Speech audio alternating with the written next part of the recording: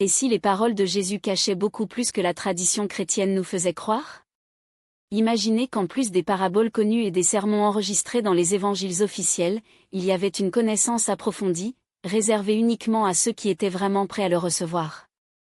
Il ne serait pas intriguant de penser que le maître de Nazareth a parlé dans des codes non pas par hasard, mais pourquoi son message le plus précieux pourrait-il être compris par tout le monde? La question qui ne veut pas faire taire est: pourquoi Jésus a-t-il insisté pour que seuls certains comprennent ses enseignements? Serait-il possible pour le cœur de sa doctrine, celui qui pourrait radicalement transformer des vies, a été délibérément caché ou même perdu au cours des siècles? La version qui nous est venue parle d'amour et de salut inconditionnels accessibles à quiconque, mais que se passe-t-il s'il y avait des couches plus profondes, révélées uniquement à ceux qui avaient déjà parcouru un chemin de préparation spirituelle? Les évangiles canoniques eux-mêmes laissent des indices sur cette division. Dans Matthieu 13h11, Jésus est clair en disant aux disciples: « On vous a donné à connaître les mystères du royaume des cieux, mais pas à eux. » Cela ne suggère pas qu'il y avait un abîme entre ce qui a été dit à la foule et ce qui a été révélé en particulier? Qui étaient ces quelques-uns élus? Et quelle serait la nature de ces secrets si bien entretenus? Les chercheurs et les théologiens soupçonnent depuis longtemps que Jésus a non seulement apporté un message de rédemption, mais un système complet de transformation intérieure, confidentiel en un cercle restreint d'initiés. Cette idée peut sembler étrange aujourd'hui, mais elle n'était pas rare à l'époque. Les mystères des mystères de l'Égypte, de la Grèce et du Moyen-Orient ont déjà pratiqué cette distinction, une connaissance superficielle pour le public et une sagesse ésotérique pour ceux qui ont subi des processus d'initiation stricts. Le contexte historique de Jésus a été imprégné par ces traditions. Des groupes tels que Essène, Nazaran et les thérapeutes égyptiens pensaient que la vérité spirituelle ne pouvait être donnée à personne, elle devrait être conquise par la discipline, la purification et les épreuves. Les premiers chrétiens ont peut-être adopté cette même logique, les enseignements de base pour les masses et les révélations profondes uniquement pour ceux qui sont prêts à les absorber. L'une des preuves les plus frappantes de cette sagesse cachée se trouve dans les évangiles apocryphes, en particulier dans l'évangile de Thomas, trouvé dans Nag Hammadi, en Égypte, en 1945. Contrairement au texte canonique, cet évangile présente à la surface de ce qui est à l'intérieur de vous-même si elle ne sera pas. Faites-le, cela les détruira. Des mots comme ceux-ci suggèrent que le royaume de Dieu n'était pas un lieu physique, mais un état de conscience, une réalisation qui dépendait d'une transformation personnelle, pas de dogmes externes. Pourquoi l'Église primitive a-t-elle rejeté ces enseignements? La réponse peut être dans le pouvoir qu'ils ont donné à l'individu. Si le salut dépendait d'un voyage intérieur, sans avoir besoin d'intermédiaires religieux, l'autorité des institutions serait menacée. N'est-il plus pratique de préserver uniquement les textes qui renforçaient une doctrine structurée, tandis que les écrits gnostiques et autres traditions spirituelles ont été supprimés? Si Jésus avait réellement une connaissance avancée de la nature de la réalité et du rôle de l'être humain dans la création, il est plausible que cette connaissance ait été protégée par un groupe de disciples restreints. Cette hypothèse gagne en force dans les passages énigmatiques des évangiles officiels. Dans Marc 4h34, par exemple, il est écrit que Jésus n'a pas parlé à la foule sans utiliser de paraboles, mais en particulier a expliqué tout à ses disciples. Et dans Jean 16h12, il admet lui-même: « J'ai encore beaucoup à vous dire, mais vous ne pouvez pas le supporter maintenant. » Ces mots indiquent une progression de l'enseignement, une initiation qui a conduit à des niveaux de compréhension plus élevés. Le mystère des doctrines secrètes de Jésus nous amène à une question cruciale: qu'est-il arrivé à ceux qui ont compris leurs secrets les plus profonds? Avez-vous été persécutés et réduits au silence par les dirigeants de l'Église naissante? Ont-ils transmis ces connaissances dans les sociétés secrètes à travers l'histoire? Ou les clés pour démêler ces mystères sont-elles encore cachées dans de vieux textes, attendant d'être redécouverts? Si le message le plus profond de Jésus était vraiment servi aux initiés, donc l'histoire que nous connaissons peut être juste la pointe d'un iceberg beaucoup plus grand. Et cela nous amène à la question centrale: y a-t-il une confrérie de lumière qui a dominé les mystères cachés du Christ? S'il transmet des enseignements secrets à un groupe sélectionné, d'où proviendrait cette connaissance? La sagesse spirituelle ne découle pas de nulle part, et les évangiles suggèrent que leur compréhension des vérités divines allait bien au-delà de l'ordinaire. Pour trouver des réponses, nous devons remonter le temps et examiner les écoles des mystères et les traditions spirituelles qui ont façonné leur temps. Des siècles avant le Christ, le monde était un chaudron de sagesse ésotérique. En Égypte, les prêtres de l'État islamique et d'Osiris ont enseigné que l'âme devait passer des essais pour réaliser l'illumination. En Grèce, Pythagore et Platon ont parlé d'un monde supérieur d'idées, accessible uniquement aux personnes purifiées. Au Moyen-Orient, la Kabbale et le Meraba juif ont décrit des techniques d'ascension spirituelle, dans lesquelles l'initié pourrait ressentir des réalités au-delà du plan physique. Dans ce scénario, un groupe énigmatique et extrêmement discipliné, Essène. Vivant isolé de la société, ils pratiquaient des rituels de purification et croyaient en la venue d'un Messie qui apporterait un nouvel âge spirituel. Certains historiens spéculent que Jésus a peut-être eu des contacts avec eux ou même formé à sa tradition. Fait intéressant, les manuscrits de la Mer Morte, découverts en 1947, révèlent que les Essènes avaient des enseignements cachés, révélés qu'après un long processus d'initiation. Mais ce n'étaient pas les seuls. En Égypte, les thérapeutes ont formé une communauté ascétique que les éléments unis du judaïsme et de la philosophie grecque pour atteindre des états de conscience élevés. Pour eux, la vérité ne pouvait pas simplement être enseignée, elle devait être vécue par la méditation interne et les pratiques de contemplation. Si nous regardons les évangiles de ce point de vue, nous réaliserons que Jésus a constamment parlé de « la voie ». Mais quel serait ce chemin? Un itinéraire pour l'éclairage? Un processus d'initiation? Dans Jean 14, 6, il déclare « Je suis le chemin, la vérité et la vie ». Est-ce une référence à un voyage intérieur de transformation, comme les initiés anciens ont prêché? Les enseignements de Jésus sur le royaume de Dieu ont un nouveau sens lorsqu'ils sont interprétés à la lumière des écoles des mystères. Au lieu d'un lieu littéral, ce royaume pourrait être un état de conscience supérieur, atteint non pas par des rituels externes, mais par une métamorphose personnelle profonde. Si c'est le cas, le message le plus révolutionnaire de Jésus a peut-être délibérément éclipsé, non pas par hasard, mais parce qu'il a menacé les structures de pouvoir qui se sont formées autour de sa silhouette. L'idée d'un « royaume physique » dans votre message peut en fait être une métaphore brillante pour un état de conscience accessible uniquement à ceux qui ont soumis à une préparation spirituelle rigoureuse. Lorsque Jésus prétend que « le pur de cœur verra Dieu », n'écorrait-il pas la même vérité que les mystères éleusiniens, et d'autres traditions gnostiques, proclamées il y a des siècles? Pour les initiés de la Grèce antique, la transcendance de la matière et le dépassement de l'illusion du monde physique n'étaient pas des théories abstraites mais des expériences de vie. Ceux qui ont traversé les rituels sacrés des mystères d'Éosie, par exemple, ont émergé transformés, la mort a perdu leur terreur, car ils ont compris que la véritable existence résidait au-delà des apparences. Jésus était donc le maître d'un chemin d'initiative similaire? La différence cruciale entre lui et les écoles des mystères traditionnelles, égyptiennes, grecques ou persan, peut être précisément dans la radicalité de son approche. Alors que les anciens ont gardé leur secret à une élite sélectionnée, exigeant une noble lignée ou une érudition comme des conditions préalables, Jésus a rompu avec cette exclusivité. Son invitation était universelle, n'importe qui, quelle que soit l'origine ou le statut, pouvait accéder à la sagesse cachée, tant qu'il était prêt. Cependant, comme le révèlent les évangiles, il n'a pas donné les connaissances immédiatement. Dans Marc 4h11, l'avertissement est clair, on vous donne à connaître les mystères du royaume de Dieu, mais à l'extérieur, tout est dit dans les paraboles. Cela suggère une hiérarchie non pas du pouvoir, mais de la préparation, il y avait ceux qui pouvaient supporter la lumière de la vérité et ceux qui, prématurément exposés, y seraient perdus. Et le baptême? Ce rituel, au centre du christianisme, peut avoir des racines plus profondes que nous ne l'imaginons. Dans la plupart des traditions ésotériques, l'eau symbolise la purification, la renaissance et la dissolution de l'ancien moi, pour qu'un nouveau émerge. Le baptême de Jésus entre les mains de Jean-Baptiste aurait donc pu être bien plus qu'un geste symbolique, peut-être marquer sa propre initiation à un niveau de conscience supérieur. Après tout, dans les mystères anciens, l'initiation n'était pas un simple apprentissage intellectuel, c'était une mort suivie d'une renaissance. Le héros mythologique, comme Jésus dans le désert pendant 40 jours, a fait face à des épreuves qui l'ont dépouillé de ses illusions, des faiblesses et de l'attachement jusqu'à ce qu'il soit transfiguré.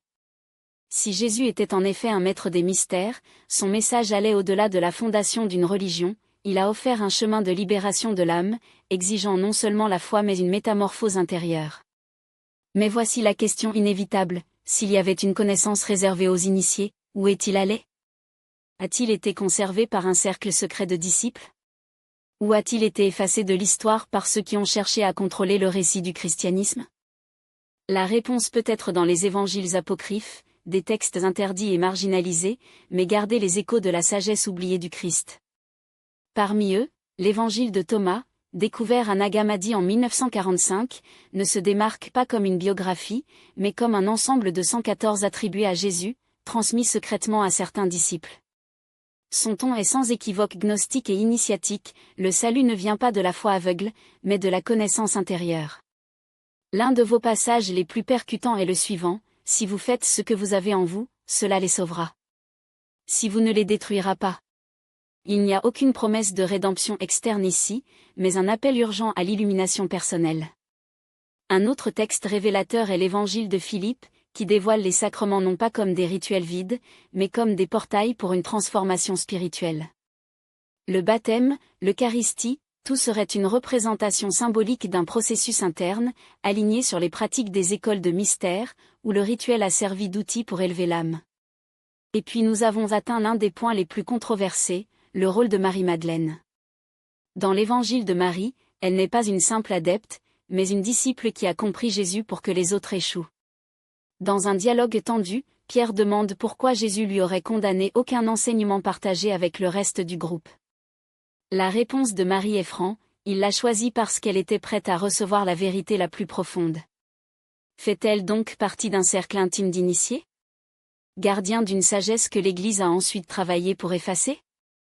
Le lien entre les évangiles apocryphes et les enseignements secrets de Jésus devient encore plus clair lorsque nous analysons le concept de gnose, une connaissance qui n'est pas intellectuelle mais expérientielle. Pour les gnostiques, Jésus n'a pas seulement racheté l'humanité du péché, mais pour l'éveiller d'une illusion, l'arrestation de la matière et les forces qui manipulent la conscience humaine. Ces textes ont été systématiquement détruits ou supprimés, surtout après le Concile de la Nicéa au IVe siècle, lorsque l'Église a défini quels livres feraient partie du canon biblique. Tout travail qui a contesté la doctrine officielle a été condamné comme hérésie. Mais pourquoi? Qu'y avait-il dans ces pages qui menaçaient si profondément l'autorité religieuse? La réponse est simple et dévastatrice: alors que l'Église prêchait que le salut dépendait de l'obéissance à ses dirigeants, les évangiles gnostiques ont affirmé que chaque individu portait la divinité en lui-même. Cette idée, que l'accès à Dieu ne nécessite pas de médiation institutionnelle, était une bombe à temps sous le trône du pouvoir ecclésiastique. Si la vraie spiritualité était une question d'éveil intérieur, pas des dogmes imposés, quel serait le rôle des prêtres, des évêques, de la hiérarchie elle-même? La supposée hérésie gnostique n'était pas une distorsion du christianisme, c'était peut-être son essence la plus pure et la plus dangereuse. Mais que se passe-t-il lorsqu'une telle vérité explosive est étouffée sous le poids d'une institution? Les évangiles apocryphes ne se limitaient pas à remettre en question l'autorité ecclésiastique, ils ont redessiné la nature humaine elle-même. L'évangile de Thomas, par exemple, met dans les paroles de Jésus une déclaration dévastatrice: le royaume de Dieu est en vous et autour de vous.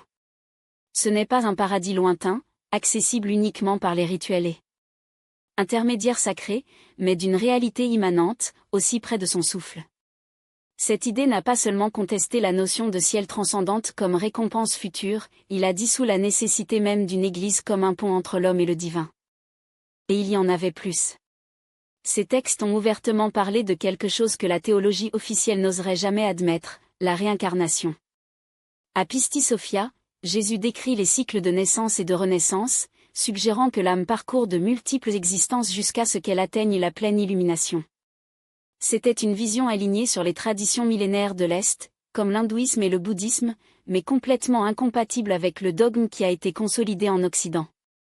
Pour une Église de la construction, qui avait besoin de contrôle et d'uniformité, l'idée que le salut était un processus individuel, pas un privilège accordé par une institution, était tout simplement inacceptable.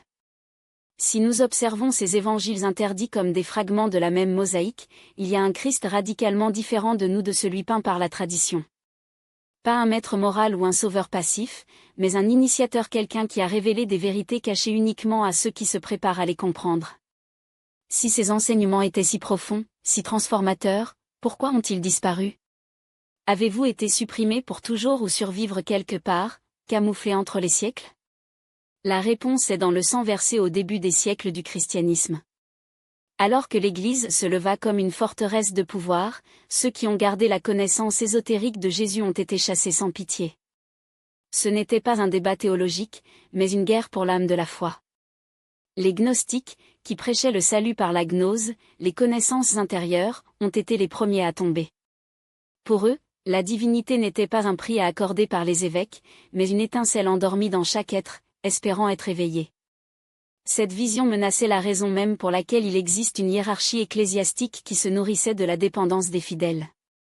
La persécution systématique a commencé au IIe siècle, lorsque des théologiens comme Irénée de Lyon, dans leur traité contre les hérésies, ont déclaré la guerre aux interprétations alternatives du christianisme.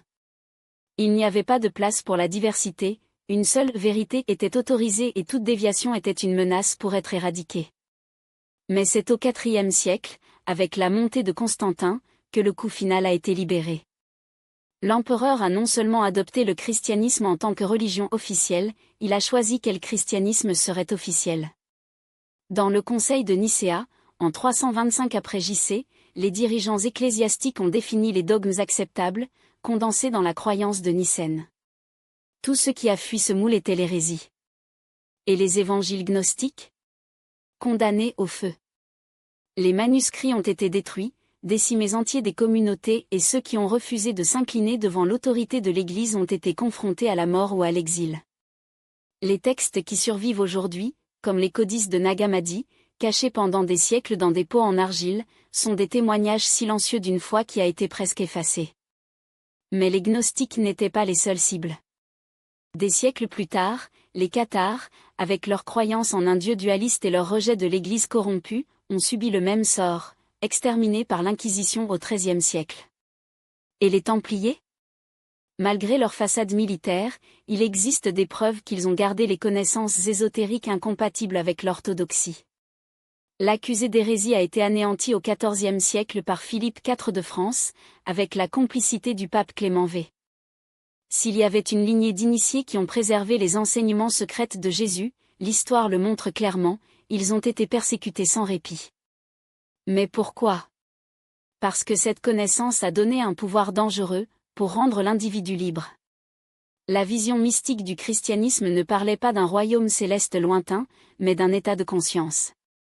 Si les gens découvraient qu'ils pouvaient accéder au divin sans intermédiaire, l'immeuble de puissance de l'Église s'effondrerait. Alors, cette sagesse était-elle vraiment perdue ?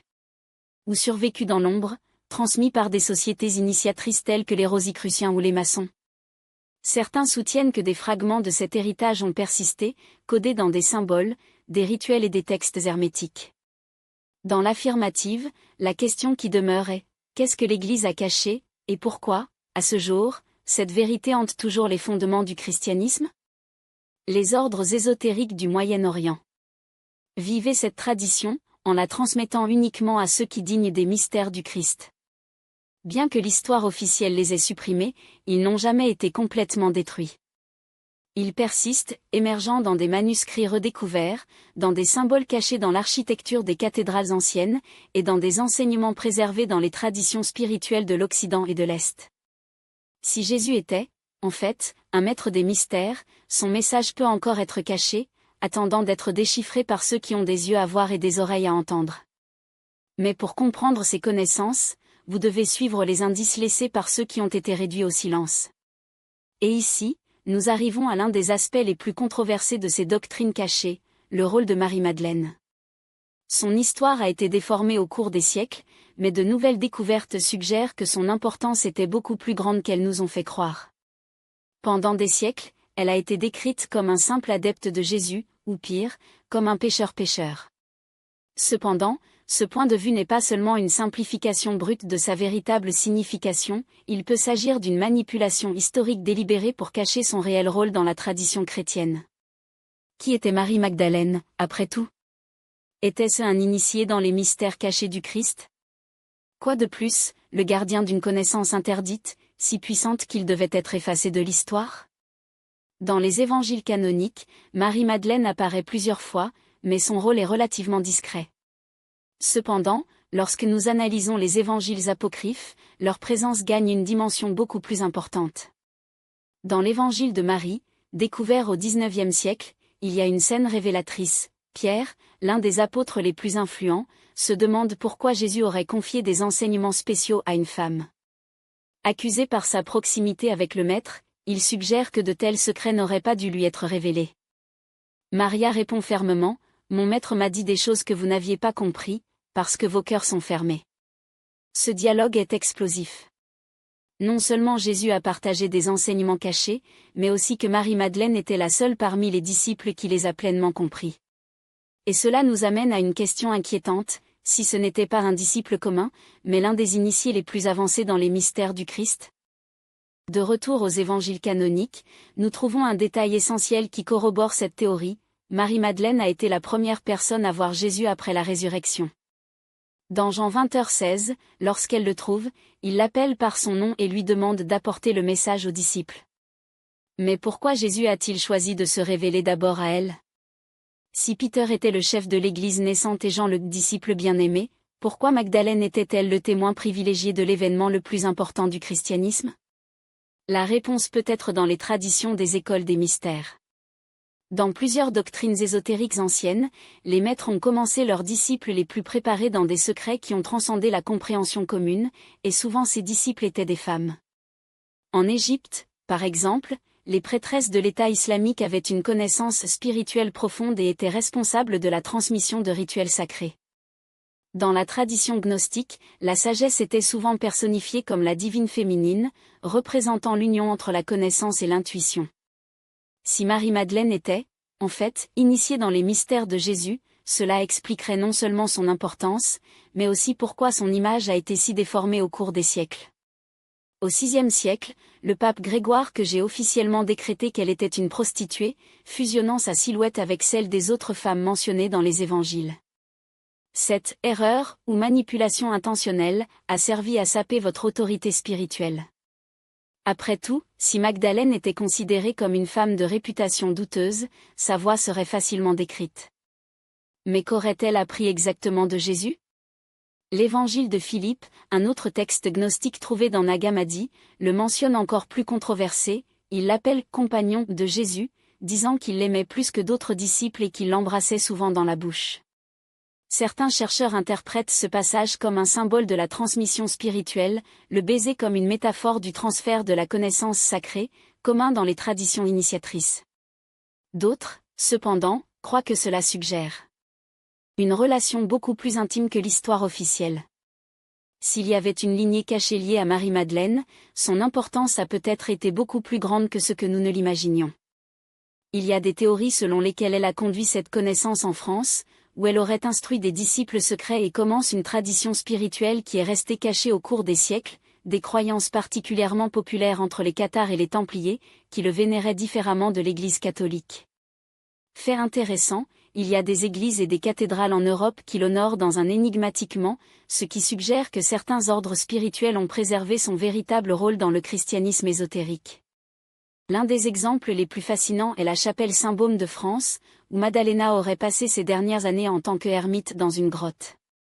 Un autre indice intrigant est dans le symbolisme de la rose et du calice, souvent associé à lui dans les traditions mystiques, le symbole rose et ancestral de la sagesse cachée, le calice, ou le Graal, considéré comme le récipient de la connaissance sacrée. Ces symboles apparaissent souvent dans des ordres secrets, tels que les Rosicruciens et la franc-maçonnerie, indiquant que certains groupes ont maintenu cette tradition ésotérique vivante. Si les enseignements cachés de Jésus étaient conservés par un cercle interne d'initiés, Marie-Madeleine a peut-être été la clé de cette transmission secrète. Mais cela nous amène à une question encore plus profonde. Que se passe-t-il si Jésus a non seulement transmis des connaissances spirituelles à un groupe sélectionné mais aussi une lignée vivante pour continuer sa mission? Cette théorie, souvent associée au Saint Graal, suggère que Jésus et Marie-Madeleine ont peut-être eu des descendants, une idée explorée dans les textes et les légendes qui remettent en question le récit traditionnel du christianisme. Si cette lignée existait vraiment, qu'est-ce qui lui est arrivé? Était-il protégé par des sociétés secrètes à travers l'histoire? Ou votre existence a-t-elle été délibérément effacée? Ce qui est clair, c'est que l'histoire officielle de Marie-Magdalène a été changée pour cacher quelque chose. Son lien avec les mystères du Christ est beaucoup plus profond qu'ils ne nous ont fait croire. Si c'était, En fait, un initié dans les secrets de Jésus, son rôle au sein du christianisme peut être le meilleur, et le plus dangereux, de tous les secrets de l'histoire. C'est la vérité que l'histoire officielle a eu du mal à effacer. Le christianisme primitif n'était pas un bloc monolithique de croyances, mais un champ de bataille idéologique où la gnose, connaissance directe du divin, le fondement même du pouvoir ecclésiastique. Alors que l'Église naissante s'est élevée sur des dogmes rigides et des hiérarchies incontestables, les gnostiques et autres groupes ésotériques ont défendu une vérité dangereuse. Le salut n'était pas un privilège accordé par les institutions, mais une réalisation personnelle réalisée par l'illumination intérieure. Imaginez le christianisme où l'autorité ne vivait pas dans les évêques ou les papes, mais dans la capacité de chaque individu à se réveiller. Les gnostiques ont enseigné que le monde matériel était une prison, une illusion tissée par des forces obscures, des archontes, qui ont gardé leur humanité endormie. Jésus, pour eux, n'était pas seulement un sauveur qui était mort pour les péchés, mais un initiateur, un maître qui a révélé les moyens d'échapper à cette matrice d'ignorance. Son message ne concernait pas l'obéissance aveugle, mais la libération par la connaissance de soi. C'était une telle menace que l'Église ne pouvait pas la tolérer. Si la gnose se propageait, le contrôle des âmes disparaîtrait. Par conséquent, au IVe siècle, lorsque le christianisme est devenu une religion de l'Empire romain, la Grande Purge a commencé, les évangiles qui parlaient d'un Christ ésotérique ont été brûlés, les maîtres gnostiques ont été persécutés comme hérétiques et leurs disciples, massacrés ou forcés de faire taire. Mais voici le détail crucial, ceux qui détenaient ces connaissances n'ont pas disparu. Ils ont infiltré les ombres, transmettant leurs secrets à travers des symboles, des rituels et des sociétés discrets. Et c'est là que l'histoire devient encore plus intrigante. Si l'Église a détruit les textes, comment ces connaissances ont-elles survécu? La réponse est dans les codes cachés, comme le découvert à Nag Hammadi, en Égypte, en 1945, qui révèle un Jésus radicalement différent de celui prêché par les chers. Dans ces actes interdits, il ne parle pas de péché ou de jugement final d'origine, mais d'éveiller l'étincelle divine au sein de chacun. L'évangile de Thomas, par exemple, contient dit. Le royaume de Dieu est en vous et est sorti de vous. Quand vous vous connaissez, alors vous serez connus, et vous saurez qu'ils sont des enfants du Père vivant. Ce n'est pas une promesse de salut après la mort, mais une invitation à la transformation immédiate. Et qu'en est-il des cathares, le pur du Moyen Âge, qui croyaient que l'âme humaine était une particule de lumière emprisonnée dans la matière? Ils ont rejeté la croix comme un symbole de souffrance et adoré un Christ qui n'était pas mort pour racheter, mais pour enseigner la voie de la libération. Sa résistance était si féroce que l'Église a lancé contre eux la première croisade en Europe, l'albigeance du génocide de la croisade. Malgré cela, ces enseignements résonnaient dans des groupes tels que les Templiers, qui, selon les légendes, ont gardé un évangile secret de Jean et dans les Rosicruciens, qui ont parlé d'une sagesse ancestrale transmise depuis l'époque de Jésus. Mais pourquoi tant de peur? Parce que la gnose ne se contente pas de la foi, elle a besoin de preuves. Et lorsque l'individu découvre qu'il peut accéder au divin sans intermédiaire, toute la structure de puissance s'effondre. L'Église le savait. Par conséquent, cela a transformé les mystères en dogmes, initiés à des fidèles et à la connaissance en croyance. Aujourd'hui, lorsque nous regardons les lunettes tachées de la cathédrale ou déchiffrons les symboles maçons, nous faisons face à des fragments de cette guerre silencieuse. Ils sont comme des messages de bouteilles, jetés par ceux qui ont refusé de laisser la vérité être enterrée. Et la question qui ne veut pas faire taire, si cette connaissance était si dangereuse, qui la préserve aujourd'hui? Y a-t-il encore des gardiens des mystères que Jésus n'a confiés qu'à son plus proche? La partie suivante révélera comment ces courants ésotériques ont influencé, et influencent toujours, le monde moderne, d'une manière que vous n'imagineriez jamais. Baphomet, un nom qui résonne comme un puzzle dans l'ombre de l'histoire. Mais que ce symbole a-t-il vraiment représenté? Était-ce juste une distorsion démoniaque, comment l'Église veut-elle faire croire, ou la clé de la connaissance interdite, aussi vieille que Christ lui-même? Les Templiers n'étaient pas de simples soldats. C'étaient des architectes cathédrales, des banquiers européens médiévaux, et, surtout, des secrets gardants. Son pouvoir n'était pas seulement les épées, mais sur ce qu'ils savaient. Pendant 2 décennies, ils ont conduit sous les ruines du temple de Salomon, où, selon les légendes persistantes, ils auraient trouvé quelque chose qui changerait à jamais la compréhension du christianisme. Certains chuchotés étaient des manuscrits gnostiques cachés pendant des siècles. D'autres, qui était la preuve d'une lignée sacrée, peut-être la descente de Jésus et de Marie-Madeleine, une vérité qui secourait les fondements du Vatican. Mais ce qui a vraiment scellé son destin n'était pas les richesses, mais la connaissance. Lorsque Felipe, la Belle, a déplacé son jeu en 1307, ce n'était pas pour l'envie des coffres des Templiers, j'étais de peur de ce que ces hommes savaient. Sous la torture, certains ont avoué avoir ritualisé l'adoration d'une tête barbue, que les érudits modernes suggèrent d'être une représentation de Jean-Baptiste, ou même du Christ lui-même sous sa forme ésotérique. D'autres ont parlé d'un secret transmis oralement, passé uniquement au grand maître de l'ordre. Une connaissance aussi dangereuse que, même sous la menace des feux de joie, beaucoup ont pris avec eux à mort. Et puis, comme un incendie prévu, l'ordre a été décimé. Ses dirigeants ont brûlé sur la place publique, ses propriétés confisquées, ses fichiers perdus. Mais voici la question qui persiste, si les Templiers gardaient un secret si explosif, où est-il allé ? Certains historiens soulignent l'évasion d'une flotte de Templiers à la veille des arrestations, portant non seulement de l'or, mais des documents et des reliques. Les rumeurs parlent de refuges secrets en Écosse, au Portugal, ou même autrement, où l'ordre aurait réorganisé sous de nouveaux noms, protégeant ce qui restait de son héritage. Mais les Templiers n'étaient pas les seuls. Au cours des siècles, d'autres sociétés sont devenues héritières de cette tradition interdite. Les Rosicruciens, au XVIIe siècle, ont parlé ouvertement d'un christianisme original, sans dogme, où l'illumination spirituelle a été réalisée par l'autoconscience, à l'extérieur comme le prêchaient les gnostiques. Ces manifestes, tels que la renommée de la Fraternitati, ont décrit une confrérie secrète qui détenait les mystères d'une médecine universelle pour le corps et l'âme. Coïncidence ou héritage direct ? Et que dire du Librécœur, dont les rituels et les symbolismes semblent faire écho aux enseignements ésotériques des Jésus ? La structure même des magasins maçonniques, avec leurs 3 degrés d'initiation, aux mystères anciens, où les connaissances ont été progressivement révélées, seulement aux dignes. Certains chercheurs, comme l'historien Michael Beige, soutiennent que la franc-maçonnerie a conservé, en code, des fragments de traditions gnostiques, transmis par des siècles par des groupes tels que les constructeurs de cathédrales médiévales, qui, curieusement, ont travaillé sous la protection des Templiers.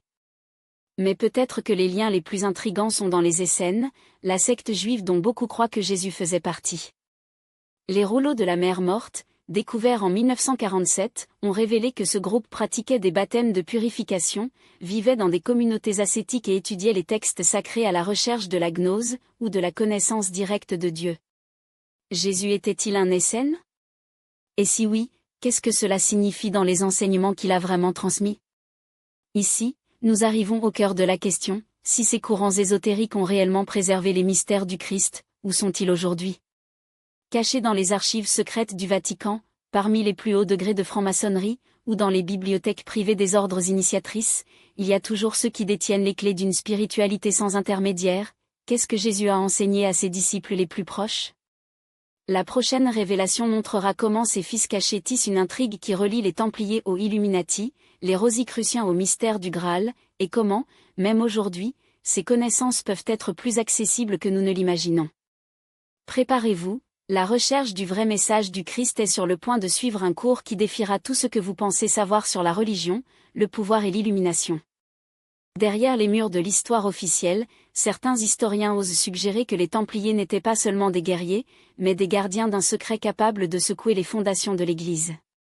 Et si, lors de leurs expéditions à travers le Moyen-Orient, ils avaient découvert des textes ou des enregistrements gnostiques des enseignements secrets de Jésus, ce que l'institution ecclésiastique n'a jamais voulu qu'ils viennent à la lumière ? Il existe des preuves inquiétantes que l'ordre du Temple a une dévotion spéciale de Marie-Madeleine, non pas comme un simple adepte, mais comme le porteur du vrai message chrétien. Elle serait le gardien des mystères cachés du Christ, transmis sur une lignée spirituelle, ou même la circulation sanguine, que les Templiers jurent-ils pour protéger ? Lorsque l'ordre a été dissous sur des accusations fabriquées, beaucoup de ses membres se sont échappés de refuges éloignés, apportant avec eux quelque chose de plus précieux que l'or ou les reliques, une connaissance qui, des siècles plus tard, refait surface dans l'ombre d'autres sociétés secrètes. Parmi eux, l'un des plus énigmatiques, les Rosicruciens. Au XVIIe siècle, une confrérie émerge qui semble porter la marque des enseignements perdus du Christ, l'ordre rosicruien. Ces écrits parlent de connaissances anciennes, unissant le christianisme ésotérique, l'alchimie et la sagesse hermétique, une synthèse interdite par l'orthodoxie. Son symbole, une rose sur une croix, n'est pas une simple désintégration, c'est un code. La rose, emblème du silence et de la révélation progressive, la croix, le chemin de la transformation spirituelle. Il prétendait avoir une connaissance transmise par les initiés au cours des siècles, une tradition qui parlait de l'immortalité de l'âme, des états supérieurs de conscience et de la connaissance de soi comme une porte du divin. Cela semble familier ? C'est parce qu'il fait écho aux évangiles gnostiques et aux mystères initiaux que Jésus n'aurait partagé qu'avec ses disciples les plus intimes. Mais l'intrigue ne s'arrête pas là. Une autre société, dont l'influence s'étend à ce jour, peut avoir hérité des fragments de cette tradition ésotérique, la franc-maçonnerie. Bien que leurs origines soient débattues, il est indéniable que les francs-maçons ont incorporé des symboles et des rituels qui reviennent dans des écoles de mystères anciens. Le grand architecte de l'univers, par exemple, n'est pas le dieu dogmatique des institutions, mais une intelligence cosmique accessible à travers la recherche de connaissances. Leur degré d'initiat reflète un chemin de l'ascension spirituelle, similaire aux mystères d'Éleusis ou aux épreuves des Essènes. Et voici la question inévitable, la franc-maçonnerie un référentiel caché des enseignements que les Templiers et les Rosicruciens protégeraient-ils ? Si les sociétés secrètes ont conservé ces mystères, les manuscrits anciens confirment qu'ils n'étaient pas seuls dans cette mission. Les rouleaux de la mer morte, découverts en 194. 7, ils ont révélé que les Essènes, une secte de mystiques juives, il était pratiqué des rituels initiaux et attendait un maître de justice qui apporterait un message de transformation spirituelle. Jésus avait-il été influencé par cette tradition ? Et les textes de Nag Hammadi, trouvés en Égypte en 1945, qui a dévoilé les évangiles gnostiques en parlant d'un chemin de connaissance intérieure et de libération de l'âme. Pourquoi ces documents ont-ils été cachés par des moines pendant plus de 1000 ans, sinon pour les protéger du feu inquisitoire ? Lorsque nous connectons les points, des catharos aux Templiers, des Rosicruciens aux francs-maçons, une vérité inconfortable révèle, les mystères de Jésus n'ont peut-être jamais été vraiment perdus. Ils ont été transmis confidentiels, camouflés dans des symboles, des rituels et des textes qui remettent en question le récit officiel. Ces traditions ont non seulement préservé une vision du christianisme comme un chemin d'illumination personnelle, mais suggèrent également que la clé du royaume de Dieu n'est pas dans les dogmes, mais dans une expérience directe du divin. Mais si ces mystères existent toujours, comment y accéder aujourd'hui ? Comment récupérer les connaissances délibérément cachées et appliquer votre sagesse dans un monde dominé par le matérialisme ? La réponse peut être plus proche de ce que nous imaginons, consistant entre les lignes des évangiles apocryphes, dans le symbolisme oublié de l'art sacré, et même dans les mots que Jésus a laissés, attendant d'être déchiffrés au-delà de son interprétation littérale. La prochaine étape consiste à oser voir au-delà du voile. Et c'est exactement ce que nous ferons ensuite. Et si je vous disais qu'il est possible de démêler ces mystères sans tomber dans la poursuite de la persécution qui a fait taire tant de personnes devant nous ? Les symboles sont là, attendant que les yeux voient. Les ichthys, le poisson qui cache la clé du nom sacré, Vézédésu, le serpent ailé qui représente la sagesse ascendante, l'œil qui voit tout, présent des temples égyptiens aux billets modernes, et même la croix, qui va bien au-delà d'un instrument de martyr. Elle est l'axe entre le ciel et la terre, l'intersection du divin et de l'humain. Si nous voulons vraiment déchiffrer les énigmes de Jésus, nous devons réapprendre le langage des symboles. Les cathédrales gothiques n'ont pas été érigées juste pour impressionner, ce sont des livres en pierre, où chaque vitrail, chaque colonne vertébrale et chaque labyrinthe sur le sol cache un enseignement initiatique. Les fresques de la Renaissance ne sont pas de simples œuvres d'art, ce sont des cartes pour l'âme, peintes par des mains qui connaissaient les secrets des écoles du mystère. Même les monuments historiques apparemment laïques portent leur code d'architecture laissé par les sociétés qu'ils ont compris. La vraie connaissance n'est pas transmise en mots, mais dans des symboles que seules les préparations peuvent décoder. La maîtrise de cette langue, c'est comme recevoir une clé principale des portes qui ont toujours été ouvertes, mais peu l'ont remarqué. Le chemin de la pratique, comment appliquer les mystères de Jésus aujourd'hui ? La recherche de connaissances spirituelles ne peut pas être uniquement intellectuelle. Pour sauver l'essence des enseignements du Christ, nous devons en faire l'expérience. Voici comment. Méditation et contemplation, le silence intérieur était la passerelle des écoles initiatrices. Les Essènes, les gnostiques et même les premiers chrétiens savaient que la vérité ne se révèle que lorsque l'esprit est payé. Des pratiques comme Hésychia, tranquillité sacrée, ou méditation sur la logique de Jésus, les mots les plus énigmatiques, peuvent susciter des idées qu'aucun sermon n'offre. Étude des textes apocryphes, les évangiles de Thomas, Marie-Madeleine et Philippe ne sont pas des hérésies, sont des testaments d'une tradition qui considérait Jésus comme un maître de la sagesse, et non comme un sauveur lointain. Ces pages parlent d'un Christ qui enseigne la connaissance de soi comme un chemin vers le divin. Lire ces textes avec un esprit ouvert, c'est comme trouver un miroir qui ne reflète pas l'image qui nous a vendue, mais qui nous sommes vraiment. Rituel de purification, le baptême, avant de devenir sacrement institutionnel, était un symbole de la mort et de la renaissance spirituelle. Le jeûne conscient, les retraites de solitude et même pratiques telles que l'abstinence sensorielle, comme les déserts syriens, ont été utilisées pour nettoyer les yeux de l'âme. Aujourd'hui, nous pouvons adapter ces méthodes, une journée sans distraction numérique, une nuit en veillée avec une question profonde, après des actes qui ont préparé le terrain pour la révélation.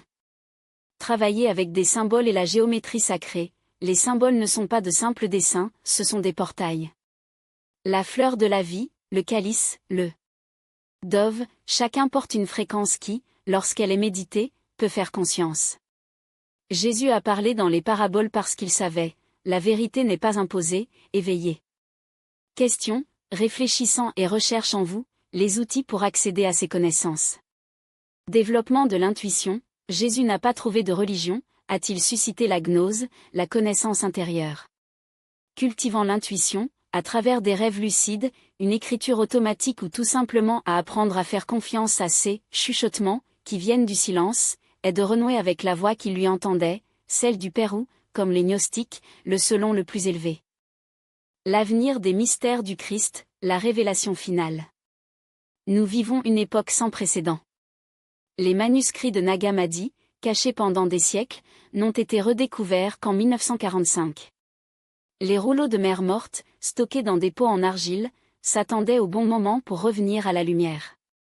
Et aujourd'hui, avec la dialogue scientifique quantique avec le mysticisme et l'archéologie, avec des secrets à long terme, nous avons une opportunité unique, de nous plaindre de l'héritage qui a été volé.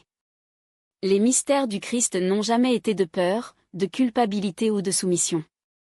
Ils parlent de liberté, la liberté de connaître Dieu non pas par des intermédiaires, mais dans une expérience directe. Les gardiens de cette connaissance ont été brûlés, calomniés et supprimés de l'histoire, mais la flamme ne s'est jamais éteinte. Aujourd'hui, ils brûlent plus fort, et le choix est le nôtre. Serons-nous à la surface des doctrines répétées ou plongés dans les eaux profondes où la vraie sagesse respire encore? Le plus grand secret de tous est peut-être le suivant, Jésus n'est pas venu à adorer. Il est venu nous montrer comment nous faire l'aimer. Il se souvient que nous sommes des êtres divins dans un voyage d'éveil. Maintenant que nous connaissons les mystères cachés du Christ, une question demeure, que ferons-nous de cette connaissance? L'esprit, une fois libre, ne peut plus être contenu. Et vous, que pensez-vous de ces enseignements cachés? Croyez-vous que les vérités perdues sont toujours là, attendant que ceux qui osent les récupérer? Partagez votre point de vue dans les commentaires, car lorsque nous nous réunissons dans cette recherche, nous élargissons non seulement l'énergie de cette connaissance, mais nous aidons à ramener la sagesse au monde. Et si je vous disais qu'il y a un lien inattendu, et interdit, entre Jésus et les mystères des sociétés secrètes qui ont façonné l'histoire? Oui, il y a des vérités enfouies si profondes que peu d'os.